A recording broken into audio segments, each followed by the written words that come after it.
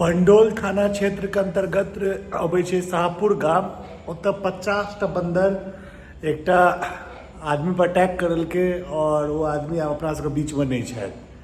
और ई बंदर आय से नहीं छै, बंदर लगभग मिथिला के बहुत गाम में हैत। हमर गाम में जना जखन अबै छै तऽ एना 40-50 के संख्या में अबै छै।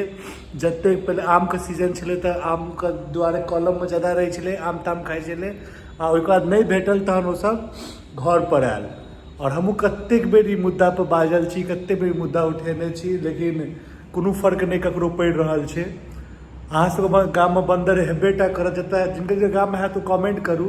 और सरकार अखन नहीं काज करत तऽ कहियो नहीं काज करत, कियाकि एखन इलेक्शन के टाइम छै। अहाँ सब गोटा ई जोर शोर से आवाज उठेबियो, भऽ सके ई वीडियो को शेयर करियो, एहिमे जे छै किनको मेंशन करियो, लेकिन करियो कियाकि बंदर के खौफ बहुत खतरनाक भऽ चुकल छै।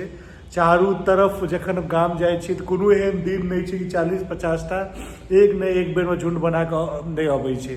सोचियो कि आदमी ऊपर के रूम में हमर सबके छै बहुत आदमी के 2 फ्लोर 3 फ्लोर के मकान गाम में सेहो रहै छै। आ कोनो में बच्चे सुतल या बंदरे आयल घींच के लऽ के चलि गेल तऽ कोनो बड़का बात नहीं छै। और अखन एकटा देखियो कि शाहपुर गाम में एकटा बुजुर्ग व्यक्ति छलखिन, हुनका पर अटैक करलकै 40-50 टा बंदर और वो अपना को बचा नहीं पेलखिन तऽ हुनकर मृत्यु भऽ गेलै। और ई घटना के जिम्मेदारी के लेते, परिवार के लेल मुआवजा भेटतै कि नहीं भेटतै, सरकार एहि पर की एक्शन लेतै? कियाकि नीतीश कुमार जी जे अपन सबके मुख्यमंत्री छथि, कोनो घटना होइ छै पर तुरंते देखैत हुनकर सोशल मीडिया हैंडल सब पर लिखै छथिन, हुनका मुआवजा के ऐलान करै छथिन कि बंदर के मौत जे छै मौत नहीं भेलै, कहीं पर किछु नहीं हेतै। सोचियो और अहाँ सबसे आग्रह कि वीडियो को ज़्यादा शेयर करियो और अहाँ के गाम में की कंडीशन छै बंदर के सेहो अहाँ सब बताओ। और यह छै बहुत बुरा हाल छै बंदर के वजह से।